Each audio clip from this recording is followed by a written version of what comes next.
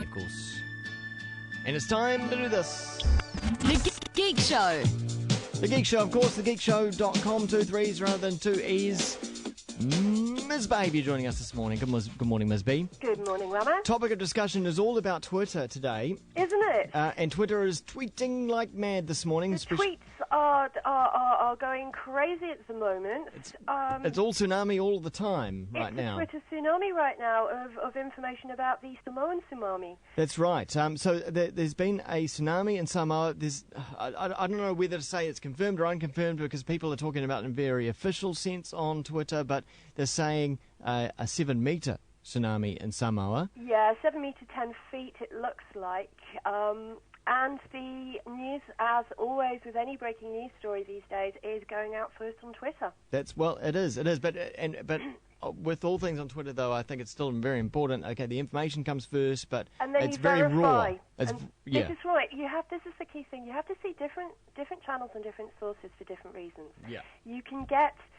You keep your ear to the ground, you hear things first, but you have to check facts and verify. That's right. This is the key thing. It's like, this is what you do. This is the difference between someone who has an opinion and someone who is actually a journalist, is that even if you think the story you want to get, because the problem is you want to get the story out and breaking and quick and be the first person to write about it. But in that 5 minutes to go to live, there is, you have got to check. But it looks, this tsunami has hit. I hope too many people haven't been badly affected by it. It is on its way to New Zealand, and right now it's just going crazy on the tweet, the Twitterverse. I've just seen a report coming through from a guy called George Danellis who says our resort in Samoa has been totally destroyed. Yep. Our guests and staff were evacuated just in time. Good. So that's another piece of raw news. Raw news. To hear people are safe, this is the thing. When these things hit, the first thing people care about are people. Okay? Stuff is stuff. You can rebuild things. You can't rebuild people. Yeah. And this is what I think is so wonderful about this communications channel, is that there are people wandering around with mobile phones who can get the message out that they're okay. And what I hope will happen next, because similar things happened around Katrina, is if we can, if some geeks out there can basically scan for these tweets, feed any names into a list somewhere so people can check to see if their loved ones are safe. Yeah. And I bet you within a few hours that will happen. Yeah. Isn't the internet wonderful? No, another report just coming. Yeah, it is. Another report just coming through saying the tsunami due to hit the East Cape at they're saying now 9:44 rather than 9:45. It's due in the next half an hour in New Zealand, we think. Yeah, and they're saying 1 metre high. Yeah. So if you're coastal on the east coast, then you know the drill. We've all, after the last big one in Indonesia, everybody who lives coastal. I know this because my mother has an apartment in Orewa. Yeah.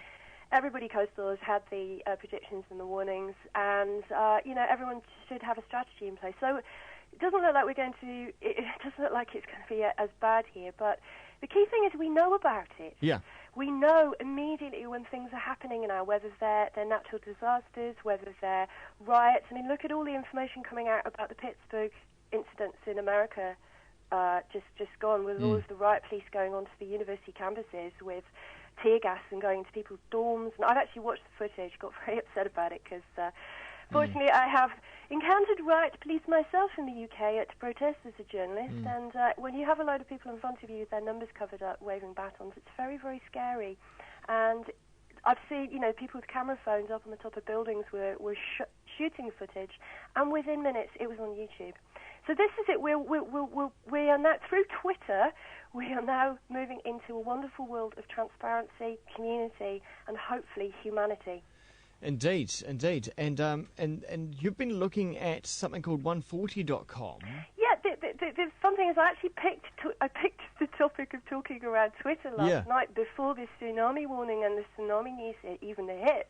In fact, you were the first person to tell me about it. So, it's. Although, if you were the woman who's just phoned up TV1 apparently, and TV1 have just tweeted that there was a woman dreamed about it 2 nights ago. There's always somebody who, I mean, water flying, common dreams, darling. You're not psychic. Anyway, exactly. There's so on the sort of tech side, there's a new.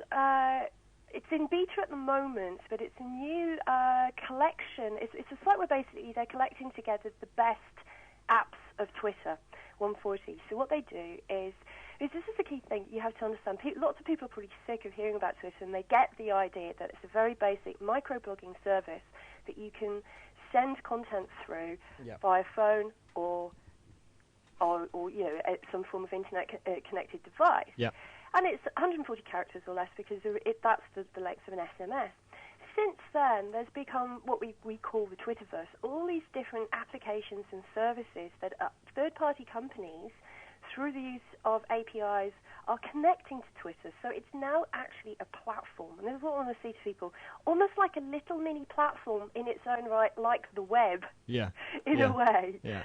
And there's some really great tools coming out which can add functionality on. So, I mean, lots of people have heard of TwitPic. We've talked about live stream. This is a tool that is live streaming sort of online TV station, but you can also send video through Twitter and tell people you're back to go live with video clips. Okay. So all of these tools are adding on, and I think the most important thing, that the key area, the key territory that Twitter is firmly in now, and is to the point that they're making other large organizations like Facebook play catch-up, is in real-time search. Right. So just this morning I saw that Google have upped their Google Trends capabilities to add a graph so you can be tracking a breaking trend and see its progression through the most recent days. This is all being driven by Twitter. Facebook has bought FriendFeed, which was a Twitter-like application, because you can see them moving in that direction. So that's what's most exciting about this tool that I've first sort of jokingly disparaged, even though my gut said this is going to be huge, that it's just something people that use to tell people what their cat's doing. Well, this line on 140, I think, sums it up really well. It says, Twitter is confusing. What's the value? How do you start? Apps make Twitter better. That's it. It's like being given a mobile phone that just phones, and then someone saying, "Oh, have you heard of this SMS text thing? Yeah. It's a brilliant little app. It lets you send text through your phone. You don't have to ring someone. Yeah. Brilliant." Yeah. So if you see it that way, that Twitter is the phone, and all of the features are the apps, it kind of makes sense. So I'm just signing in right now to 140. So the idea is that you find a Twitter app, you rate it, you collect together your best, and then you share them, because even I have a problem keeping up. As a leet geek of many, many years standing, even though there's a lot leeter in this country, especially in Wellington,